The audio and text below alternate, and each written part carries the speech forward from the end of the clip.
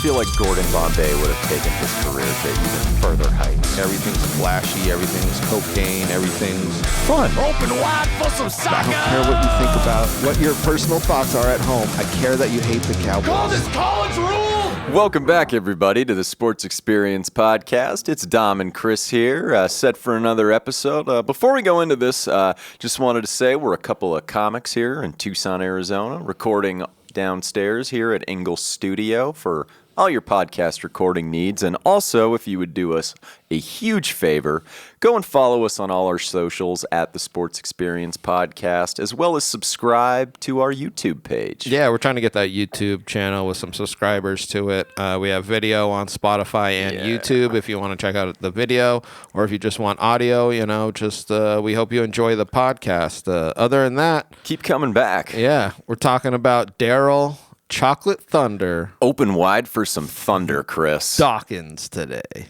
He'll be showing us his rodcast. I But hope so. Darryl R. Dawkins, born January 11th, 1957 in Orlando, Florida. He is the original. He is the 70s funk Florida man. Oh my God, he is such a funk master. Oh, yes, he is. Growing up, very poor upbringing from the research that I did. Very tight with his grandmother, though.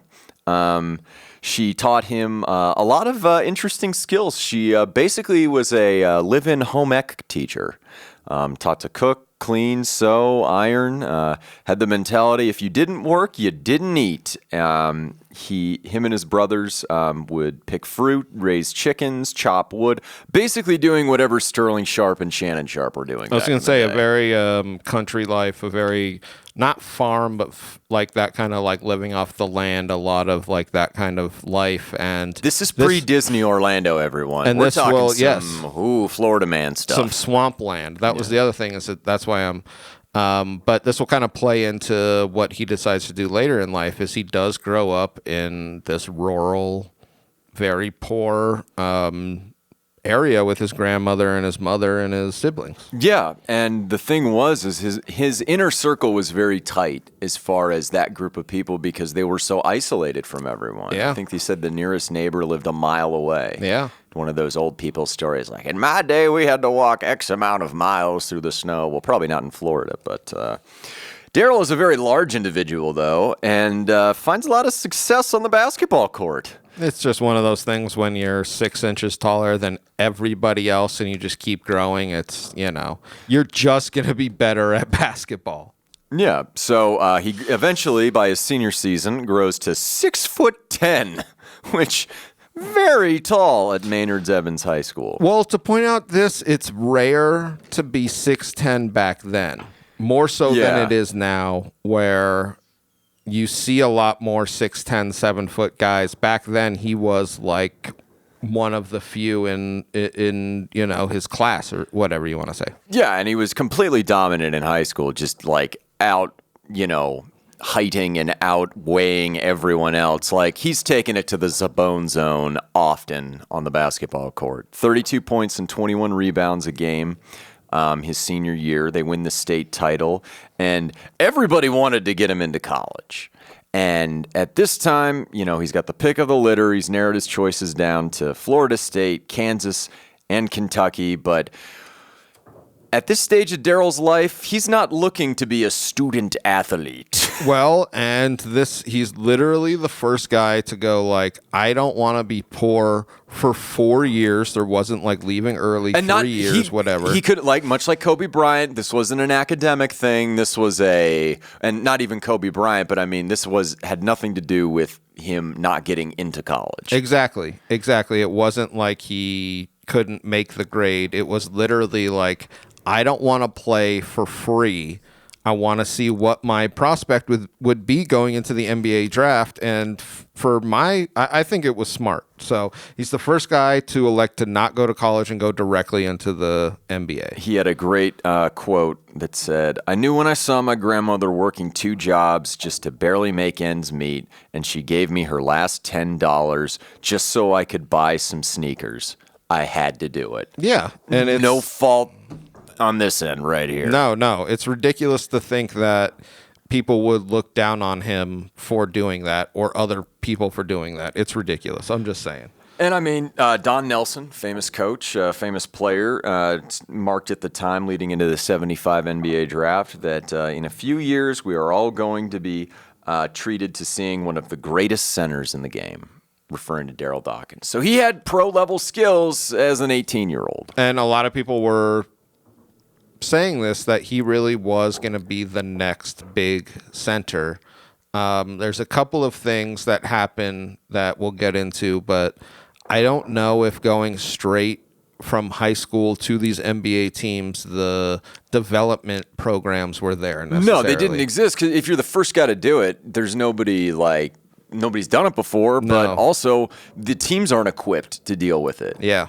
Like that and this is like the old NBA where this is like a grown-ass man league of like adult men smoking cigarettes in the locker room.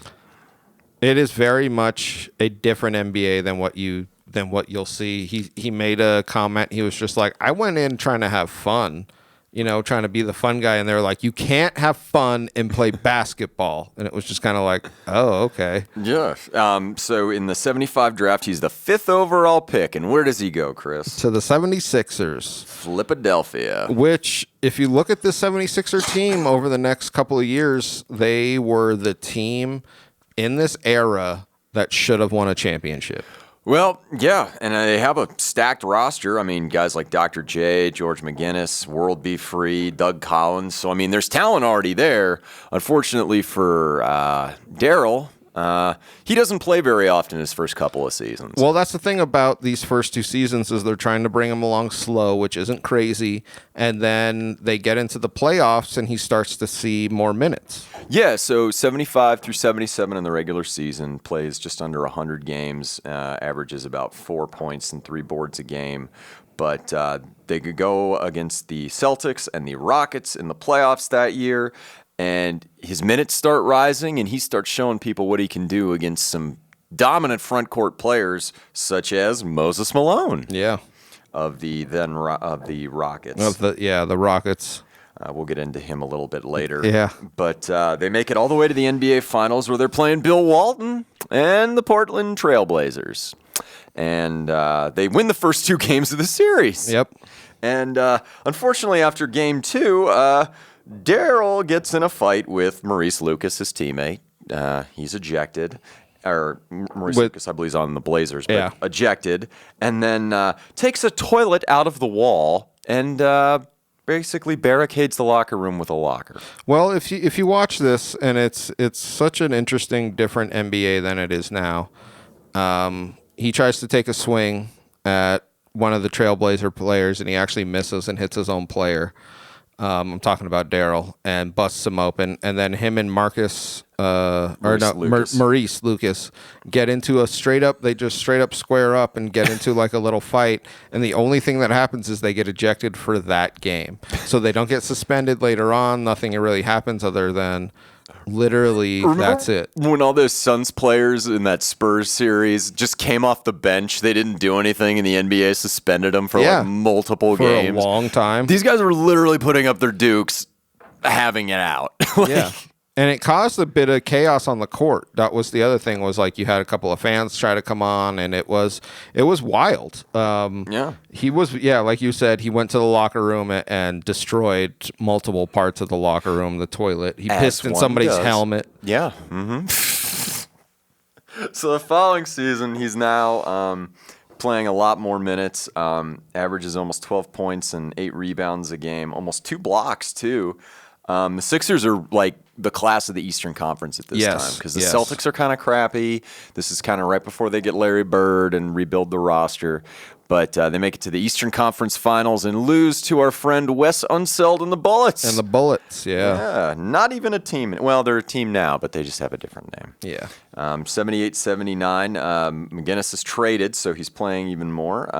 13.1 points a game, about 8 rebounds, and then lose to the Spurs in the playoffs, unfortunately. It's like with Darryl and the 76ers of this era, it's almost but not quite. Yes, very much so. 79-80 is a great year for him, though. This is when he's finally coming into his own, but when you like realize how old he is, it's like if he maybe spent a season or two in college, like this is when he would be entering his prime, like as a rookie, not having to ride the bench for 2 seasons. Yes. And you could see that the 76ers are kind of like finally being like, oh, this is a guy that we can kind of trust because he's 24, I think, at this point. Yeah, and he's on a team with a lot of personalities, and he's certainly starting to stand out himself. Yes. You want to get into that before we get into the finals run? So, and this is kind of one of these things that I feel like happens where he didn't go to college and he starts to get what would be a lot of money coming in, and he starts to get a little out there. So This is the era of funk. Oh, yes, it is. And he is a funk master. And this is one of the quotes, just to like put it into perspective of what he was probably doing. One of the quotes he said was, in the off season, he's an alien. Just Yes, to put he it in is. perspective, he's an alien from the planet Lovetron. And in the off season, he practices interplanetary funkmanship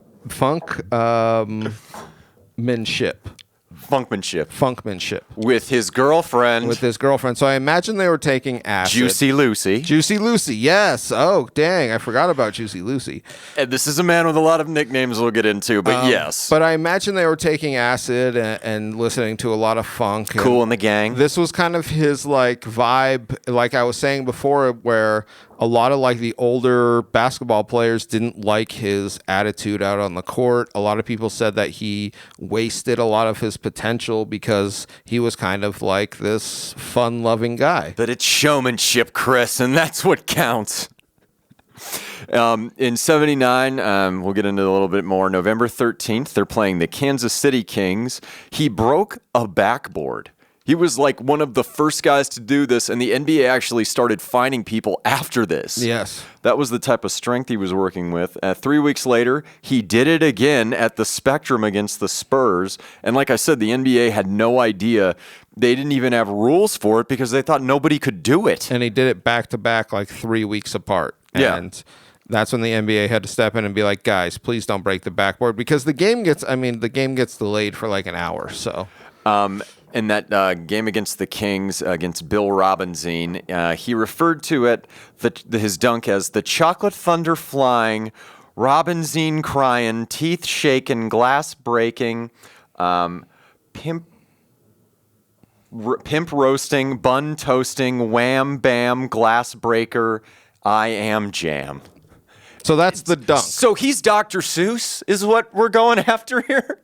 Well, do you want to get into, because he had a bunch of dunks. Yeah, let's do that. All Okay. right, let's trade off dunks. He had the rim wrecker, The Gorilla. the look out below. The in-your-face disgrace. That's probably my favorite. The cover your head, Oh, man. The Spine Chiller Supreme. the yo mama, Oh, my God. Sorry. They're so good. the Greyhound special, which was a rare one Because he It would went coast to coast. Oh, God dang it. He was so, he had his own nicknames, Dr. Duncanstein, Sir Slam. These are names that he gave himself, but the best nickname, the one he will always be known by, was given to him by who, Chris? Stevie Wonder. That's right. This man, the George Clinton, basically, of the NBA, was given a nickname by a blind person. And you know what? He said, you're not going to be Black Lightning because I can hear you. So you're going to be Chocolate Thunder. Oh, so they don't do nicknames like that anymore. It's weird to think, and I saw this, that Stevie Wonder actually went to a lot of 76ers games at that time. He said he loved the atmosphere and just like everything about that. And I just thought that was so interesting that he really would go to these games all the time, and you'd be like, oh shit, there's Stevie Wonder. Right? What game's he watching? Yeah. But he just had a lot of style to him, wore gold chains before that became in vogue and white people started not liking it in the NBA. He had an earring as well. And yes, he hailed from the planet Lovetron. Yes, Chris. he hailed from the planet Lovetron. He was obviously doing a bunch of psychedelics in the off season. He was a funk master, but this was the thing that I loved was interplanetary funk master. What you said was he was like a showman. Like he had all these different dunks. He understood. He was almost a guy that would have benefited later on in the NBA. He was the straight black version of Hugh Jackman in The Greatest Showman. Seriously though, he would have been a way bigger star, I feel like, in the 90s, 2000s, even now. Social media. Could you imagine? He would do a daily TikTok that would get hundreds of millions of views. I'm just saying. So, Chocolate Thunder. Chocolate Thunder. So he... 79-80. We're going into this season. 14.7 points a game, 8.7 rebounds, which was a career high. And the 76ers are humming this year. They end up making the NBA Finals after beating the Bullets, Hawks, and Celtics in the Eastern Conference. And now they're facing up against the Los Angeles Lakers. A Magic Johnson and, most importantly, and we'll get into this later, Kareem Abdul-Jabbar, Roger Murdoch co-pilot Los Angeles Lakers. They end up losing to the Lakers in 6. And a lot of people say, especially in this first series, that it was obvious the Lakers were the better team. The dominant front court, too. And Darryl's having some issues with Kareem. In 80-81, he has a 60.7 field goal percentage. Dunks will do that to you, which is good for second in the league. 14 points a game, just over 7.2 rebounds, and almost 2 blocks. Almost 2 blocks he was. And this was the thing that I found interesting was he was a good defensive presence, but he could not stop Kareem for the life of him. Who could? And that was the big issue. So we get into next season. They get back to the Eastern Conference Finals. That's what everybody's saying about the 76ers team was if you were getting to the finals out of the East, you had to beat them or they were getting to the finals. So almost, but not quite. Yes. So they end up losing to the Celtics. And it's just the thing that you see some franchises are like, we're a great team, but it's just, we're almost. Yeah. The following season, what ends up happening is he has an injury. He fractures his shin bone. Yeah. And that limits him to about 48 games. And the unfortunate part about that is they end up going back to the finals, though, and they lose to the Lakers again. And this is where everything kind of blows up, is they go all the way back to the finals, 2 finals in 3 years, 2 Lakers in 3 years, and Kareem dominates them both times. Like you were saying, their front court was just better. And we see at the end of this season, so they lose in the finals again to the Lakers. We see at the end of the season, Dawkins and I believe it was Collins, who was the other big man, get traded away from the Nets. Caldwell Jones was the other one. That's who it was. Yeah, Caldwell. in the front court. So in in August 28th, 1982, Darryl's traded to the Nets. Yep. And who comes in, though? Well, Caldwell Jones is traded to the Rockets, and he's traded for Moses Malone. And unfortunately, what happens, the Sixers win in 82-83. So that kind of was the missing piece, was the stopping of Kareem or just the better center that helped them. And that was the thing that a lot of people were saying was Dawkins actually switched between power forward and center. There wasn't a lot of consistency with that. It was kind of like who was playing at the certain time. Yeah. So he goes to the Nets. And he's 25. He's in the prime of his career, right? And the first 2 seasons he's in New Jersey, he plays really well. They make the playoffs from 82 to 84. He averaged 14.4 points a game, almost 6 rebounds and 1.8 blocks. Career high in blocks in 82-83 with 1.9. Unfortunately, they're losing in the playoffs in the first round of the Knicks. 84, they beat Philly in the rematch. Yeah. They're still kind of rebuilding during these, but you're right. Beating Philly must have meant so much. I'm just saying. They killed Juicy Lucy is what happened. They beat him in the first round, but then lose 4-2 in Milwaukee. 83-84, he has a career-high 16.8 points a game. And in that season, he recorded an NBA record 386 fouls. Yes, I thought that was interesting where you don't really hear about that, but he was a foul champion. Put that in perspective, that is one more than Michael Jordan accumulated in his entire career. But see, this was the 80s. If you went into the paint, you were going to get hacked pretty much. So nobody went after Chocolate Thunder. 84-85, injuries limited. And this is where it kind of starts. His body kind of fails him. Well, this is where he gets his back injury, and I literally just heard something about this on a different player. They're like, have you ever seen a big guy get a back injury and come back? So, like, I understand they come back, but they're never the same. It's always a recurring... And it's the feet. Yep. Remember David Robinson towards the end. His back started, and that's why he retired a little bit earlier than he might have, could have kept playing, you know? Yeah, because it's always recurring. It never goes away. So... I think he plays something like 38 games in this season for the Nets. 39, 85-86. He only plays in 51. Yep. And then they lose to the Pistons in 85 and then lose to Milwaukee in 86. So it's like they're almost getting there. But in 86-87, he barely plays because his body just fails him. Yep. 87-88, he was traded to Utah in a 7-player deal. And he plays for Utah for such a long time. It's kind of ridiculous. It's kind of ridiculous how long he lasts with the Jazz. I mean, like, with all these injuries, he literally goes for 3 games, and then they trade him. And then he's traded. But it's one of those it's one of those things where they're like, they traded him to trade. They're like, no, you're going to be here for a week or two, and then you're going to go. Those Mormons could not appreciate interplanetary funkmanship. No, he was too funky. No. As soon as he landed in Utah, they were like, whoa.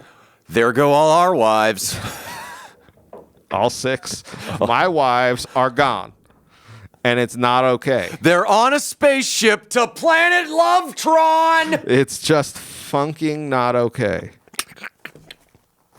All right. So it is. Where were you? I was at the doctor. Doctor? Yeah, Dr. Duncanstein. You know what I'm saying? 87-88. He ends up going to the Bad Boy Pistons, which is actually a perfect fit for him. Unfortunately, he can't really play anymore. I thought this was interesting because they brought him in as a veteran for the locker room, and a lot of them said, like, we know that he can't play every day, but he was like one of those voices in the locker rooms that a lot of the guys respected and like made They all played it. He probably hacked the whole front court. Well, it made this Bad Boy Pistons team because they were that rough and tumble team. They were like, oh shit, yeah, we fucking love Dawkins. Like he was like you just us. saw Rodman taking notes. Like, yep, he was just like, wait a second, where do you go in the off season? You don't dye your hair though. I'm gonna dye my hair. Do you have a space ticket? Do you have a spaceship? You know what? They should have made him the first honorary member of the Space Force. Oh, it's so true. I mean, come on, Chris. So 88, 89, only plays in 14 games, but he finally gets his Frank Thomas ring, essentially. And that's really what it is. Yeah. Like I was saying, though, the 76ers were one of those teams that everyone was like, that should have been a team with a championship. He ends up getting one with these Pistons where as soon as he went to the Bad Boy Pistons, I was like, oh, my God, that would have been his team. If he was, like, in his prime playing for him, like him and Lambert, oh, God. It would have been brutal. There would have been broken everythings. Oh, yeah. So he was invited to try out for the expansion Magic in 89, but he opts to go to the boot, Chris. Yeah, he goes to Italy. He ends up playing for Torino. And then I believe he plays for Milano. Yeah, Milano, Libertas, Forti, and then this is like a 3-4 year span he's playing over there, and he's like an all-star there. 2-time all-star in the Italian league. I found that to be interesting. Actually, Torino actually retired his jersey. That's awesome. Because I think he was like the first big star to ever go there, and it was quite the stir for their basketball team. Oh, man. Note to self, get a Chocolate Thunder Italian basketball jersey. Yes. 94, 95, he's in training camp with the Nuggets and Celtics, and then 94, 95, he's with the Sioux Falls Skyforce of the CBA. I was surprised at how many real efforts he made to come back, because he played in Italy and then tried to come back. And then we see maybe his destiny comes together. Sweet Georgia Brown destiny, Chris. I'm just saying, he joins the Harlem Globetrotters. Yes, he does. And then he's just throwing up that chocolate thunder and throwing it down. Throwing it down, Juicy Lucy style. But like I said, he was a big personality. I did want to bring up one thing. On April 7th, 1986, at WrestleMania 2, he was a guest judge for a boxing match with Mr. T, Joe Frazier, and the Haiti Kid against Rowdy Roddy Piper, Bob Thornton, and Lou Duva. You can't make this shit up. Rowdy Roddy Piper. You got kids, maniac? No, not anymore. It's a bucket of chestnuts. Is he foraging for his food?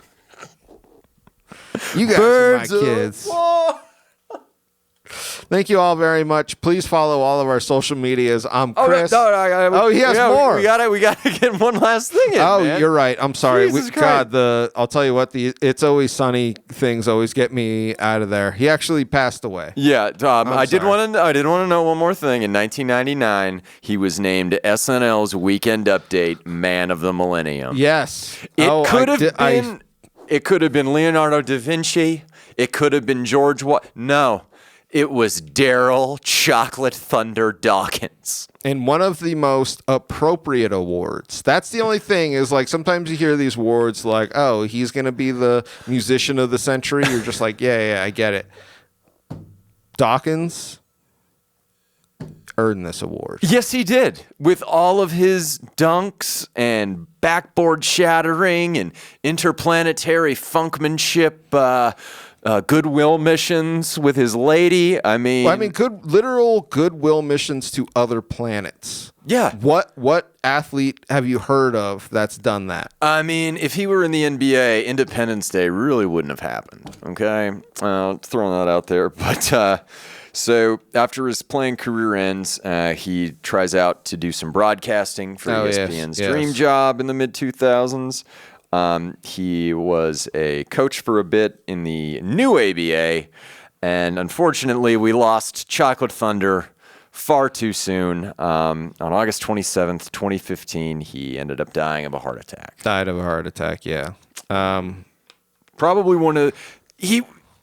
we always talk about men of their time. I was just going to say that. I'm not even kidding. I was just like, dude, we bring that up. He wasn't. He was a man past his time. He was ahead of his time. Ahead of his time, excuse me. Because like when we say it, we usually mean it in not so nice ways as far as the way things were in this country. The way that they treated certain individuals. Student athletes. He literally would have been a star in the 80s, 90s, 10s. He was a star for his time, yes. But now that would have just played right in. So do yourself a favor, look up anything Darryl Dawkins related, because Chocolate Thunder, my God. Wait a second. Please don't look it up with your ladies in the room, especially the dunks, because... All right, we're the sports... That is some not Cheryl Miller energy. Oh, my God. We're doing one on Cheryl Miller soon, and Shaq's penis. Thank you all very much.